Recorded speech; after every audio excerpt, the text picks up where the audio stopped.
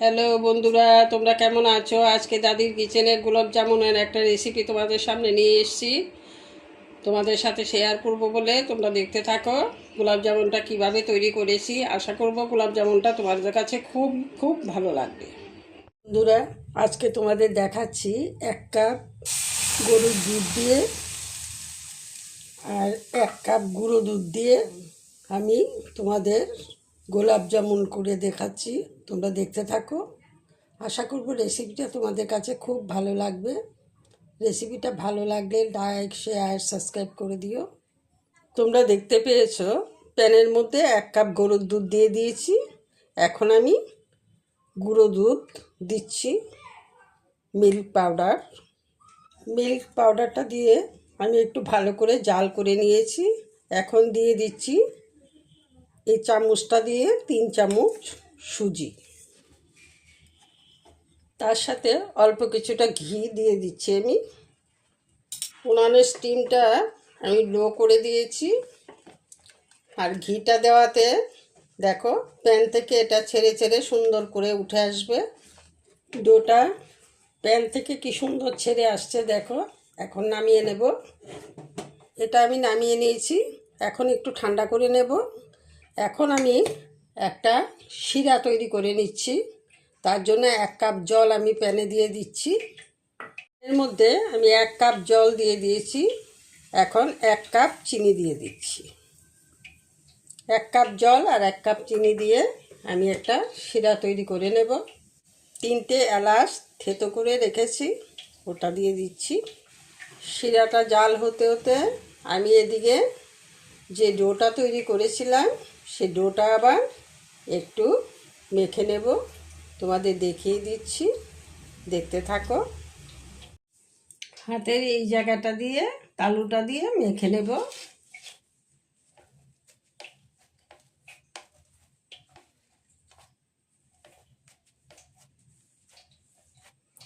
এখন বার্নিংয়ের জন্য আমি 2 চামচ ময়দা দিয়ে দিচ্ছি। ময়দাটা দিয়ে আবার এইভাবে মেখে নিচ্ছি। এখন দিয়ে দিচ্ছি বেকিং পাউডার দিয়ে দিচ্ছি। তার মধ্যে অল্প একটু দুধ দিয়ে মেখে নেব। বেকিং পাউডারটা দিয়ে অল্প দুধ দিলাম, দুধ দিয়ে মেখে নিচ্ছি। বেকিং পাউডারটা দিয়ে আমার মাখানোটা হয়ে গেছে। এখন এভাবে রেখে দিচ্ছি। দেখো কতটা সফট হয়েছে। ডোটা তৈরি করতে করতে এদিকে আমার শিরাটা হয়ে গেল। এখন দেখে নিচ্ছি শিরাটার মধ্যে চিপচিপা ভাব এসছে কি না। হ্যাঁ, চিপচিপা ভাব চলে এসছে। এখন আমি নামিয়ে নেব। এটা 1 তার 2 তার করতে হবে না, এভাবেই নামিয়ে নিতে হবে। আমি হাতটা ধুয়ে হাতে একটু ঘি মাখিয়ে নিয়েছি। এখন এই ডোটাকে আমি 4 ভাগ করে নিচ্ছি।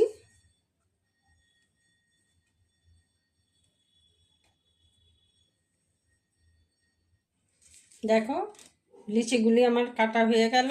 গোলাপ জামুনটা বানাবার সময় হাতে এভাবে করে কিছুটা মেখে নেবে।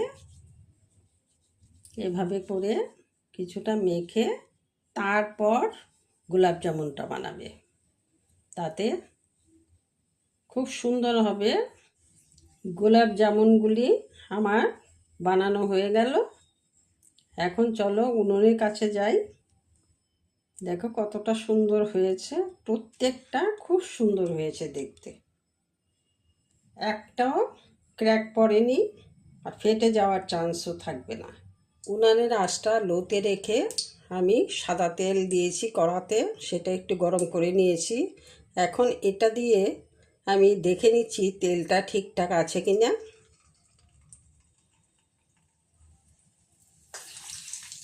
হ্যাঁ, তেলটা ঠিকঠাক আছে। এখন আমি গোলাপ জামুনগুলি দিয়ে দিতে পারবো।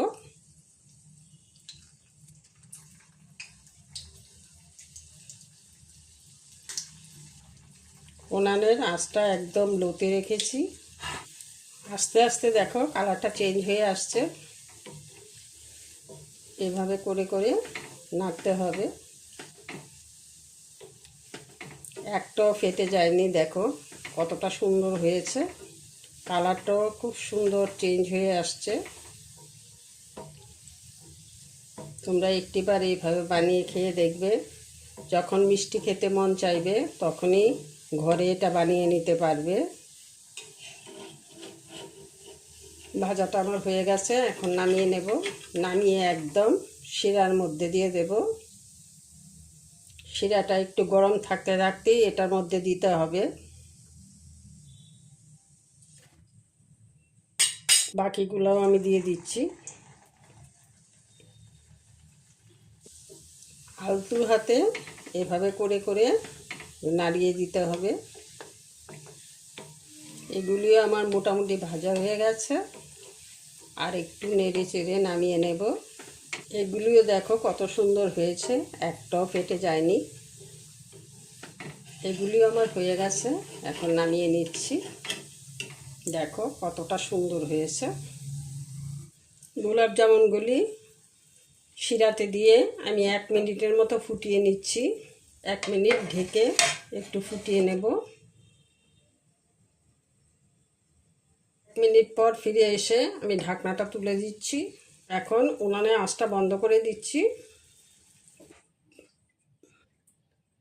একদম সামান্য পরিমাণ রোজ ওয়াটার আমি এটার মধ্যে দিয়ে দিচ্ছি, তাতে একদম মিষ্টির দোকানের মতো হয়ে যাবে মিষ্টিটা। একদম অল্প, খুব একটা বেশি দিতে যাবে না। এখন 5 মিনিটের জন্য ঢেকে রাখছি। 5 মিনিট পর ফিরে এসে তোমাদের দেখাবো গোলাপ জামুনটা কতটা সুন্দর হয়েছে। একটা তোমাদের কেটে দেখিয়ে দিচ্ছি কতটা সুন্দর হয়েছে। দেখো কত নরম তুলতুলে। একবার তোমরা এইভাবে বানিয়ে খাবে, আশা করব তোমাদের কাছে খুব ভালো লাগবে। আজকের রেসিপিটা এখানেই শেষ করছি। তোমরা ভালো থেকো, সুস্থ থেকো।